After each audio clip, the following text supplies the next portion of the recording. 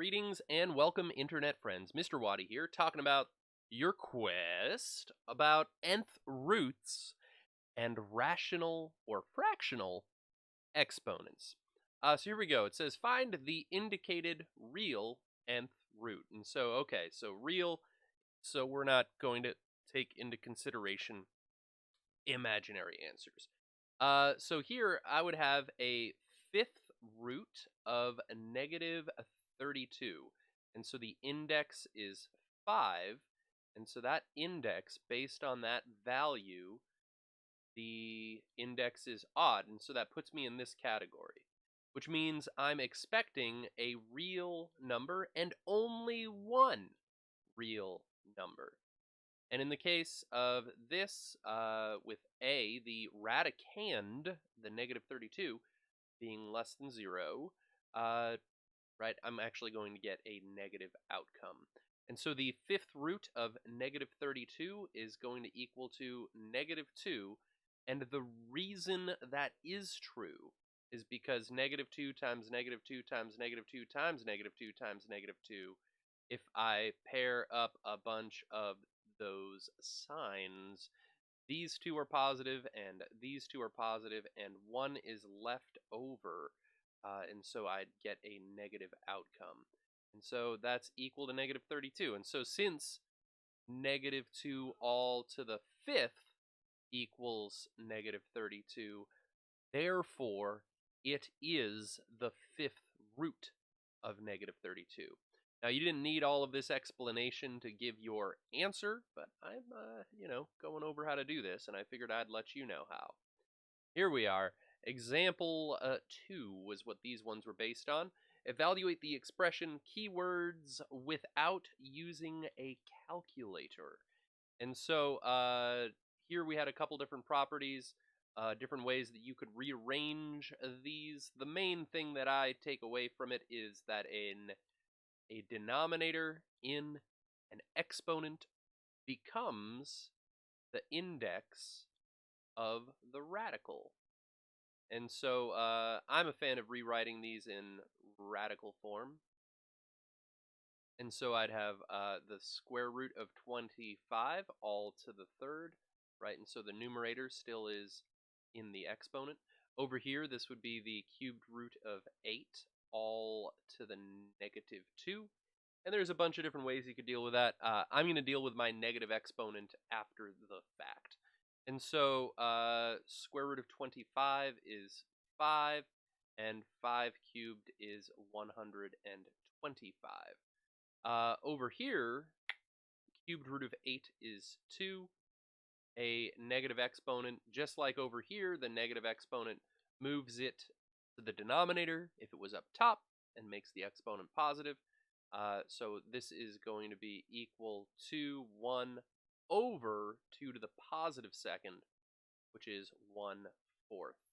Now, one of the things we'll be using, at least on our test, being a Google form at this particular season, we're going to need to be able to type this stuff in Equatio. You're getting practice typing it in with big ideas. I'll try to show you how to do that later. So here we go. Now evaluate with a calculator. And so the fourth root of 187, right? The way I could type this in is 4, and then I would hit like second, and then what is the button? The y to the x button, which above that has an x root option. And then I would type in 187 and equals, and that would give me the inside of this set of parentheses. And then I would end up having to cube that option. Another possibility is to rewrite this as a fractional exponent. And so the index 4 becomes the denominator of the exponent. That's good enough. And then if I'm using that route, I would do 187, use the caret button, and then parentheses 3 div 4 close parentheses. If you forget the parentheses, it will merely cube your expression and then divide your answer by 4. So, while you are frantically typing into your calculators, as will I. Oh dear, typing it wrong. Syntax error. Let's see, 3/4. There we are, 50.5686. Now notice it asks us to round our answer, and so if you're entering your answers in big ideas, it will be very particular about how you round. So make sure you round correctly. So I've got 50.568, etc. And since the 8 is larger than or equal to 5, I'm going to round the 6 up to a 7. And so there we go. All right, for solving equations, fortunately they're only asking us for the real solutions. I can't deal with the 10 yet. I can't subtract 10 from both sides. I can, however, take a fifth root of both sides. And do I need to plus or minus? Well, no we don't. Because n is odd, there's only going to be one answer that comes out of this. And so since the index 5 is odd, I don't have to worry about a plus or minus. And so I'd have x plus 10 equals the fifth root of 70. And now I can subtract 10 from both sides. These are not like expressions. Can't combine them. One's got a radical, the other doesn't. So negative 10 plus the fifth root of 70. So that's an exact answer, and then if I want approximation, they wanted 2 decimals. So let's plug this in. So I'm going to calculate the fifth root of 70 first. So I'm going to do 5, and then second caret gives me the xth root button of 70. I got 2.3389. And then I'm going to add negative 10, or that's the same as subtracting 10. And so I got negative 7.661 because and more. These are infinitely long non-repeating decimals, by the way, whenever you have a root that doesn't simplify to be an integer.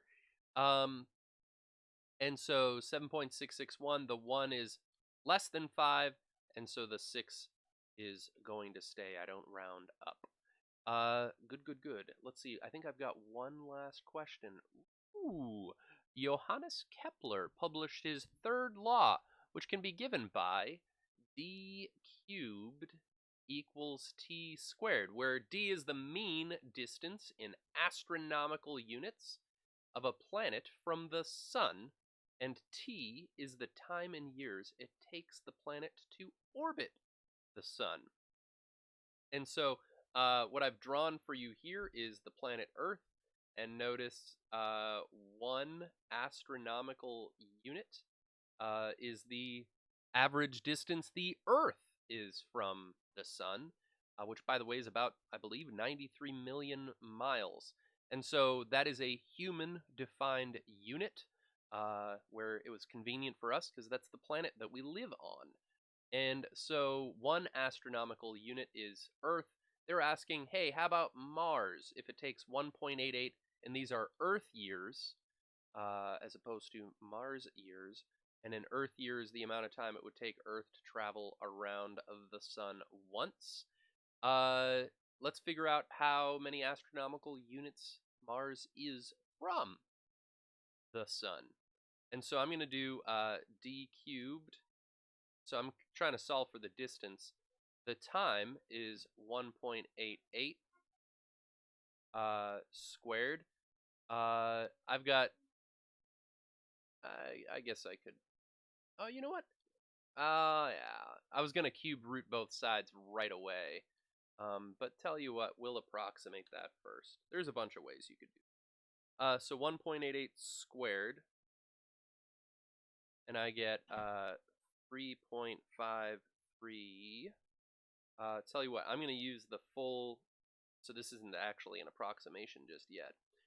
This is exact.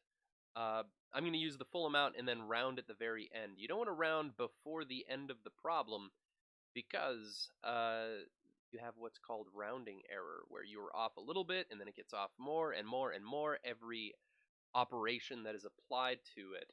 And so, yeah, you don't want to do that. And then I want the cubed root of, I'm hitting second answer, so that way I'm getting all of those decimals, and I get 1.52325.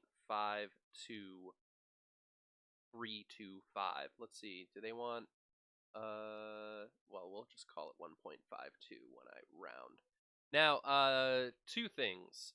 When I took a cubed root, notice I did not plus or minus both sides. You only write plus or minus when it's an even index, so a square root would have required a plus or minus.